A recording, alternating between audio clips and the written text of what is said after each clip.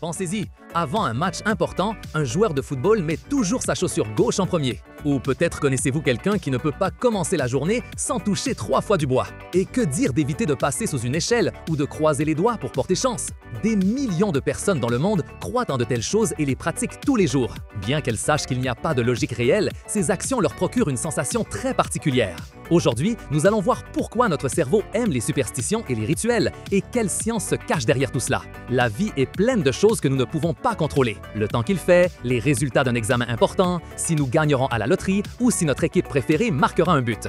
Ce manque de contrôle ou cette incertitude nous génère beaucoup d'inconfort. Notre cerveau, qui est une machine à résoudre des problèmes, déteste cet inconfort. Il cherche par tous les moyens à avoir un sentiment de pouvoir influencer ce qui se passe. C'est comme lorsqu'un petit enfant a peur dans un nouvel endroit et serre fort la main de ses parents. Ce n'est pas que tenir la main change l'endroit, mais cela donne à l'enfant un sentiment de sécurité et de ne pas être seul. Les superstitions et les rituels fonctionnent de manière similaire. Ils nous donnent un outil, une action, quelque chose que nous pouvons faire pour sentir que nous avons les rênes, ne serait-ce qu'un petit peu. Ce désir profond de contrôle est la base de l'existence de ces coutumes si étranges dans toutes les cultures. Du plus simple des amulettes au rituel le plus complexe. Notre cerveau préfère inventer une connexion plutôt que de rester avec le sentiment de ne rien pouvoir faire. Mais comment notre cerveau parvient-il à créer ces connexions qui n'existent pas dans la réalité? Notre cerveau est un expert en recherche de schémas. C'est comme un détective qui cherche toujours des indices et des liens entre les choses. Cette capacité est très utile. Elle nous aide à apprendre, à comprendre le monde et à prédire ce qui va se passer, par exemple, qu'après le jour vient la nuit. Si nous voyons un nuage sombre, nous nous attendons à la pluie. C'est une connexion logique.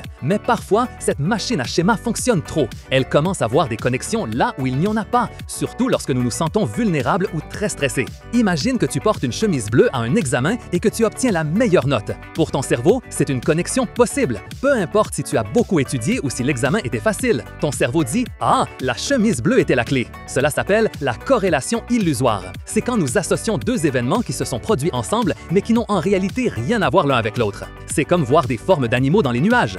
Nous savons que les nuages ne sont pas des lapins ou des chiens, mais notre cerveau les organise de cette manière pour leur donner un sens.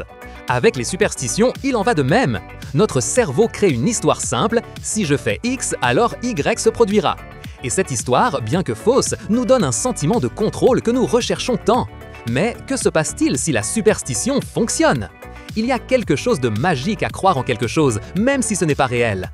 Quand nous effectuons un rituel ou que nous nous fions à une superstition, nous espérons un résultat positif. Cette attente, en soi, peut changer comment nous nous sentons et comment nous agissons. C'est comme quand un médecin nous donne une pilule et nous dit que nous nous sentirons mieux. Parfois, même si la pilule est en sucre, le simple fait de croire qu'elle va fonctionner nous procure un soulagement et une amélioration. Dans le cas des superstitions, ce n'est pas l'amulette qui change la réalité, mais elle change notre esprit. Si tu utilises ta chaussette porte-bonheur pour un match important, tu te sens plus sûr de toi. Cette sécurité supplémentaire te fait jouer avec plus de confiance et paf, tu pourrais mieux jouer. Ce n'était pas la chaussette, c'était ta confiance. De plus, quand quelque chose se passe bien après que nous ayons effectué un rituel, notre cerveau le prend comme une preuve. Cela renforce la croyance « je le savais, ça marche ». Et si quelque chose tourne mal, il y a une explication facile « je n'ai pas fait le rituel correctement » ou « je n'ai pas utilisé l'amulette appropriée ». C'est un cercle vicieux qu'il est très difficile de briser. Les superstitions ne nous donnent pas seulement une illusion de contrôle, mais elles nous apportent aussi un réconfort émotionnel. Elles réduisent notre anxiété quand nous sommes dans des situations difficiles. Elles nous donnent un sens de l'ordre dans un monde parfois chaotique. Et ainsi, un comportement qui a commencé par hasard devient une habitude importante pour nous. Cela nous amène à la question finale. Quel est le grand enseignement de tout cela? Les superstitions et les rituels, au-delà d'être des croyances étranges, sont une preuve fascinante du fonctionnement de notre cerveau. Ils sont une stratégie très humaine pour faire face à l'incertitude et chercher le contrôle. Quand la vie nous présente des situations qui nous échappent, notre cerveau invente de petites histoires et actions. Il nous les donne pour que nous nous sentions plus en sécurité, plus sereins et avec une petite étincelle de pouvoir. Elle ne change pas la réalité externe, mais elle change notre réalité interne, nous procurant une paix dont nous avons besoin. Elles sont comme un bouclier invisible qui nous aide à affronter l'inconnu.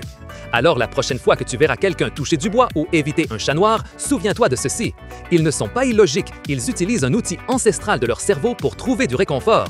Un outil que tous, à un moment donné, avons utilisé ou pourrions utiliser. C'est la science de la façon dont nous cherchons le contrôle dans l'incontrôlable. Si ce voyage à travers l'esprit humain t'a semblé aussi incroyable qu'à nous, n'oubliez pas de mettre un j'aime à cette vidéo. Et si vous voulez continuer à explorer les mystères de notre monde, abonnez-vous à la chaîne. Laissez un commentaire nous racontant si vous avez un rituel ou une superstition qui vous apporte la paix. Et partagez cette vidéo avec d'autres explorateurs.